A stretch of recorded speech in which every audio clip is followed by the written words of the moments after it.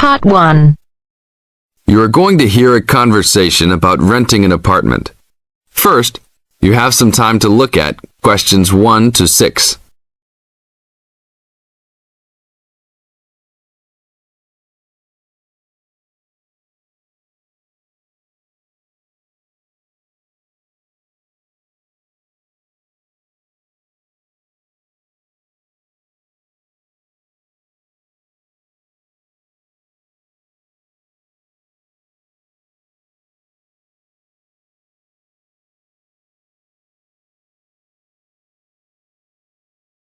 Now listen to the tape and answer questions 1 to 6. How can I help you, sir? Hi, I'm interested in renting an apartment in your building. Can you show me around inside? Sure, my pleasure. Do you know what kind of apartment you're looking for? I'm thinking of something for my best friend and I. The apartment doesn't have to be too big, just something comfortable for the two of us. I'm looking for a kitchen, 2 bedrooms and a bathroom, just something simple. Okay, well, let me show you what we have to offer. We divide our apartments into 3 categories. There are standard apartments, upgraded standard apartments, and luxury apartments. Please follow me. This apartment just went up for rent yesterday. The old tenants moved into a larger one. This apartment is what I call the standard apartment. It's small, but has everything you need. The kitchen comes with a refrigerator, an oven, and a stove. There is 1 bathroom with a shower, but no bathtub. The rooms are a good size, and both have their own closets. The living room has enough space for a couch. We will provide a television for you. These apartments are very popular with students because they are affordable and practical. Right now, we are renting these out for only $1,000 a month. I think this is a little bit on the small side. There's no space for a dining table or even for an extra desk. We will both need room to study. If there are guests over, we hope to be able to have a dining table big enough for at least 4 people. Do you have anything slightly larger? Maybe just an apartment with a bigger living room? Well, let's take a look. Right now, we also have an opening for a luxury apartment. This apartment is larger. It has 3 bedrooms, and all 3 are larger than the last one. And there are 2 bathrooms, and all have bathtubs. The kitchen is also larger, and come with an additional dishwasher and freezer. The living space has plenty of space for a dining room. How much is the rent on these apartments? These are more expensive, usually in the $2,500 range. Don't forget that there is an additional bedroom, so you could find another roommate to lower the cost. I think that's a little bit on the expensive side. We don't really have the time to find another roommate, so it's probably better to stick with the 2-bedroom places. Is there anything between these 2? Come with me. I can show you this apartment right now. But there are people living in it. There are no more of these kinds of apartments available at this moment.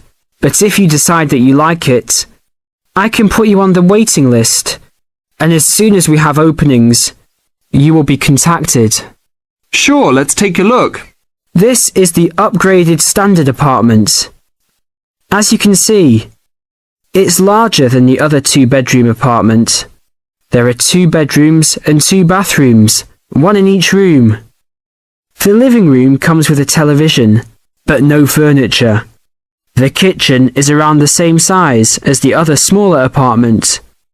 The basic difference is the additional bathroom and larger living room. These rent for around $1,400. Now look at questions 7 to 10.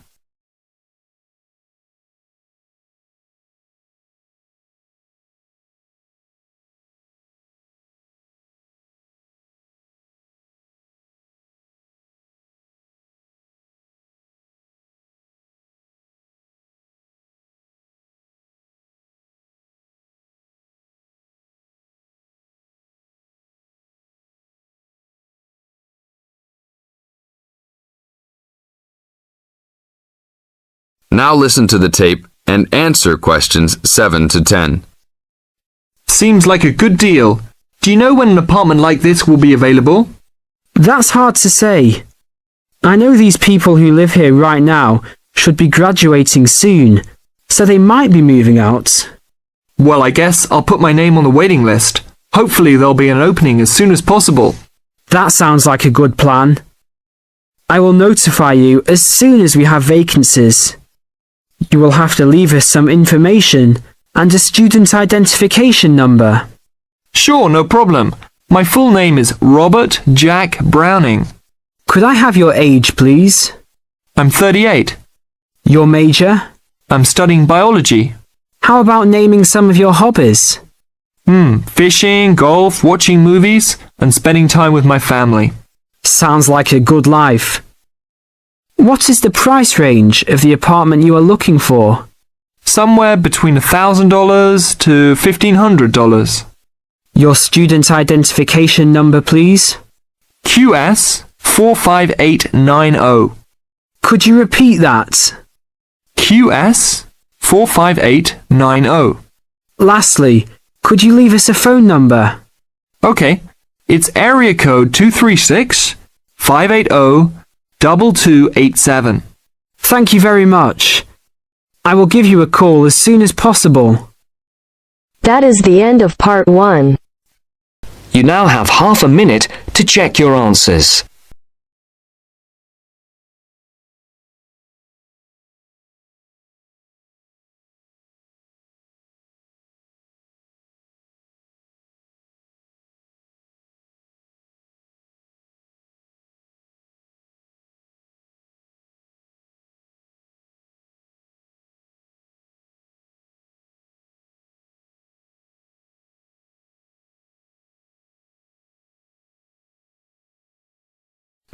Now turns to part 2.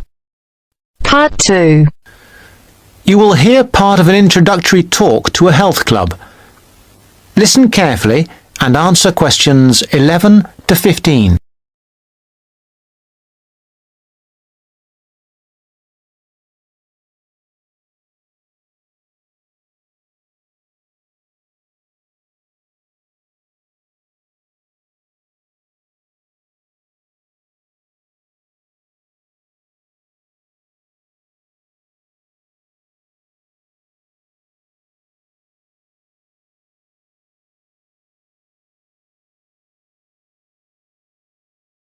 Now listen carefully and answer questions 11 to 15. Good morning, everybody. I'd like to welcome you to Rose's Health Club, which is part of the nationwide Rose Group of Health and Fitness Centres. Today, I hope to tell you everything about the Glenfield Centre and the facilities it offers. First, have a look at the map of the centre I have put up here. There's a copy of it in your information packs. As you can see, we have a range of facilities. We are here at the meeting point next to the reception desk. If you get lost, which is unlikely, make your way here. The main feature of the health club is, of course, the swimming pool. This is a 25-metre pool divided into 3 or 4 lanes. Access to the pool is normally through the changing rooms for obvious reasons. To get to these, they're left as you come through reception, and as you follow the corridor, they are the 2 doors immediately to your right. First the female changing room, then the men's. If you follow the corridor right to the back of the building, you'll find one of our most popular features, 3 state-of-the-art squash courts. We keep them in very good condition, so if you're keen on that sport, I'm sure you'll appreciate the quality. Right then, I'm sure what many of you are thinking of joining for is access to the gym facilities and activities like yoga. We've got lots of space for this, and these are all situated on the left-hand side of the main corridor, opposite the changing rooms and squash courts. At the far end, you'll find the fixed and free weights room. There are lots of fixed weights machines, and you'll also find exercise bikes and rowing machines. Next to that, Directly opposite the changing rooms, there's access to our sports hall. This is where yoga classes, martial arts, circuit training and other classes take place. We even have badminton and table tennis sometimes. Okay, moving on from the sports, there are two other things to point out. One is a small door next to reception to the left as you come in. This takes you into the staff training room. This is important because you'll know where to find us in an emergency, and it doubles as a first aid room in those circumstances. Finally, last but not least, there is another corridor to the right as you come in, and that leads you to the cafe lounge on one side and the viewing area for the swimming pool on the other. Before you hear the rest of the talk, you have some time to look at questions 16 to 20.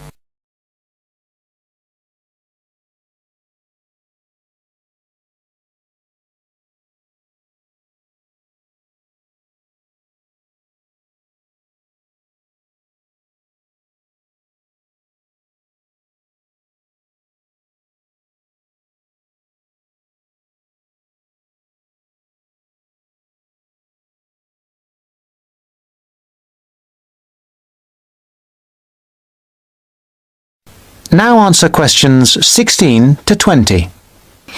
Now, we will go for a little tour in a moment, but first I'd like to tell you a little about the different kinds of club membership we have, so that you can be thinking about what you want as we go round. We first of all have the Anytime membership. Anytime is the complete go-as-you-please membership. This entitles you to full use of all the facilities during all opening hours, and we're open every day from 5 a.m. till midnight. This costs £850 per year, though there are some discounts which I will tell you about in a moment. Don't forget that the Rose Group is a nationwide group, and this membership also entitles you to the full use of the group's other 250 clubs around the country. The Free Time membership is an off-peak membership. This entitles you to use of the facilities between 10 a.m. in the morning and 3 p.m. in the afternoon. Also, you can use the facilities at any time at weekends. This costs £500. Note that you will still have access to a personal trainer under this membership scheme. Finally, a standard membership costs £400 and is a weekday membership really, especially suitable for retired people who can come during the week. There is also a children's membership scheme. Children can join this scheme if they are between 15 and 18 years old. Please note that children of less than 15 can't come to the club without an adult, and they can't take sessions on the sunbed. Not that young people usually want to use a sunbed anyway. The children's schemes are all half price, that is 50% for each child or young person in the scheme. People who live outside the area can have a discount of up to 50%, but this has to be arranged specially with the general manager. If that is of interest to any of you, let me know and I will fix up an appointment for you. Now, let's go on our tour. That is the end of part 2. You now have half a minute to check your answers.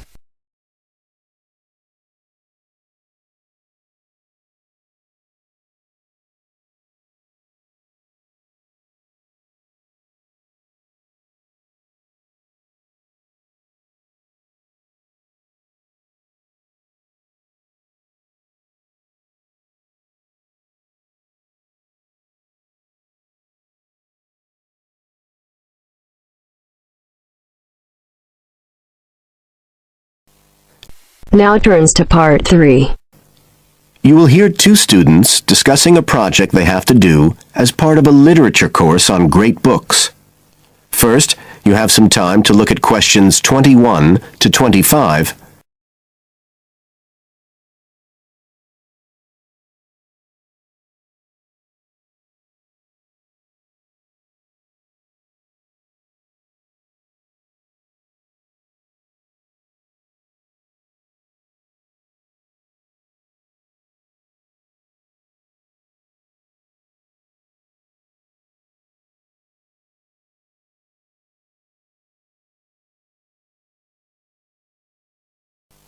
Now listen carefully and answer questions 21 to 25. Hi, Joey. How are you doing? I heard you were sick. Oh, hi, Olivia. Yeah, I had a virus last week, and I missed a whole pile of lectures, like the first one on the great books in literature, where Dr. Castle gave us all the information about the semester project. I can give you copies of the handouts. I've got them right here. That's okay. I already collected the handouts, but I'm not very clear about all the details. I know we each have to choose an individual author. I think I'm going to do Carlos Castaneda. I'm really interested in South American literature. Have you checked he's on the list that Dr. Castle gave us? We can't just choose anyone. Yeah, I checked. It's okay. Who did you choose? Well, I was thinking of choosing Ernest Hemingway, but then I thought, no, I'll do a British author, not an American one. So I chose Emily Bronte. Okay. And first of all, it says we have to read a biography of our author. I guess it's okay if we just look up information about him on the internet? No, it's got to be a full-length book. I think the minimum length's 250 pages. There's a list of biographies. Didn't you get that? Oh, right. I didn't realize we had to stick with that. So, what do we have to do when we've read the biography? Well, then we have to choose one work by the writer. Again, it's got to be something quite long. We can't just read a short story. But I guess a collection of short stories would be okay? Yes, or even a collection of poems, they said. But I think most people are doing novels. I'm going to do Wuthering Heights. I've read it before, but I really want to read it again now I've found out more about the writer. And then the video. We have to make a short video about our author and about the book. How long has it got to be? A minute. What? Like 60 seconds? And we gotta give all the important information about their life and the book we choose? Well, you can't do everything. I wrote it down somewhere. Yes, Dr. Castle said we had to find or write a short passage that helps to explain the author's passion for writing, why they're a writer. So we can back this up with reference to important events in the writer's life, if they're relevant. But it's up to us, really. The video's meant to portray the essence of the writer's life and the piece of writing we choose. So when we read the biography, we have to think about what kind of person our writer is. Yes, and the historical context and so on. So for my writer, Emily Bronte, the biography gave a really strong impression of the place where she lived and the countryside around. Right. I'm beginning to get the idea. Before you hear the rest of the talk, you have some time to look at questions 26 to 30.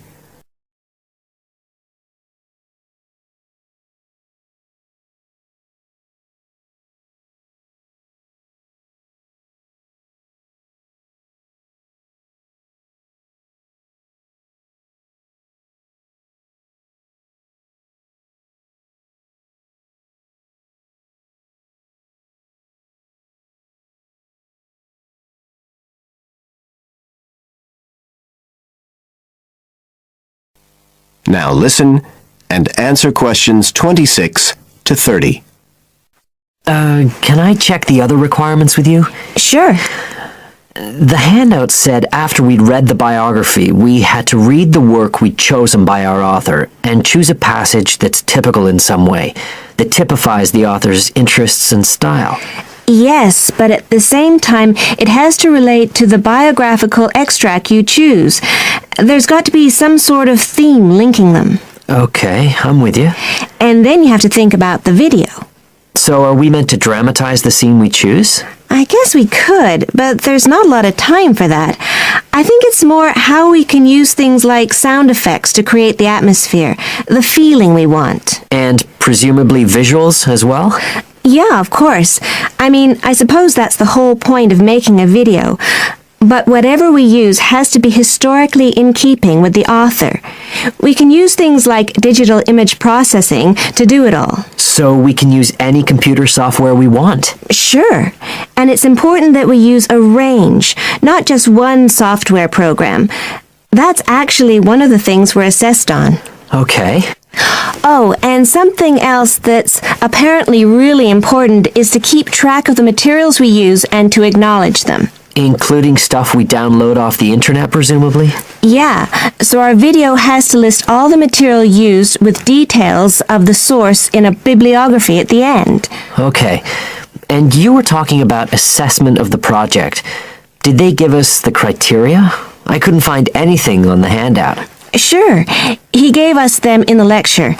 Let's see, you get 25% just for getting all the components done. That's both sets of reading and the video. Then the second part is actually how successful we are at getting the essence of the work. They call that content, and that counts for 50%. Then the last 25% is on the video itself, the artistic and technical side. Great. Well, that sounds a lot of work, but a whole lot better than just handing in a paper. Thanks a lot, Olivia. You're welcome. That is the end of Section 3. You now have half a minute to check your answers.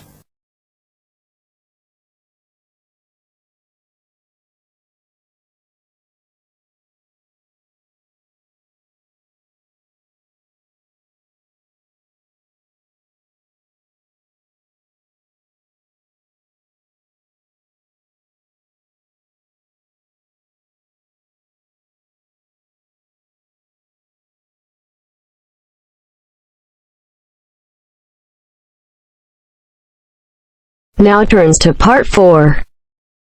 Part 4. Today I'm going to talk about my end-of-year project. First, you have some time to look at questions 31 to 40.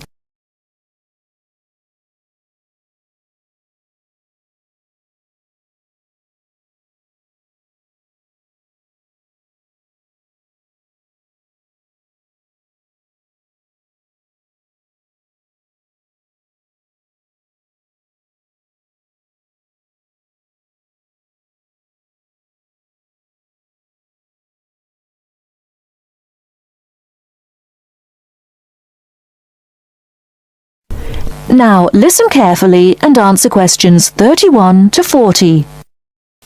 Good morning. Today I'm going to talk about my end-of-year project. I wanted to find out why men and women tend to perform at different levels in particular sports. Let me start by explaining why I chose this subject. Now, as some of you may know, I'm an enthusiastic long-distance runner myself, but I have never felt particularly worried about the fact that I usually finish several minutes behind my male counterparts. How it all started was when a first-year student approached me because he'd read an article about why women swimmers never compete successfully with men and wondered if I could look into the issue in regard to running.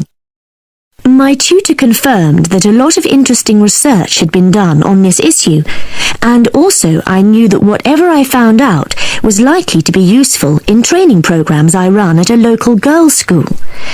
So, I started doing some preliminary reading, and what I found out was a mixture of the expected and the unexpected. It didn't come as all that much of a surprise to learn that male runners have more muscle and women more fat, and this accounts for most of the difference in sports performance between men and women. This is normally caused by differences in hormones. A male hormone, testosterone, builds muscle, whereas a female hormone, estrogen, causes fat to accumulate. Of course, this was something that we learnt about very early on in sports science. But then I began reading about the nature of muscle, and this is where I found something that did surprise me. Men and women have exactly the same type of muscle fibers, which means that they are capable of fuel burning at the same rate. I was also reading some very interesting research on differences between the average height of men and women. We all know, of course, that men are much taller on average than women, but what this means is that women actually work much harder because they have to take a lot more strides to cover the same distance. I hadn't understood that before I read this research. So, I set up my own small-scale research project to investigate some of these points and a few others. I asked for men and women volunteers from the university running club, and I timed their speed in a race. Then I worked out proportions by dividing a person's running time by their height. and what I found was that by this measure, men were only slightly ahead of the women. For my second experiment, I put weights on the men's shoulders so that the men and women would have the same height-to-weight ratio. I found that under these conditions, the women actually ran faster than the men. In my last experiment, I decided to look at what is called elasticity by measuring how high the men and women could jump. And I found that my male and female participants had equal levels of jump power. That is the end of part 4. You now have half a minute to check your answers.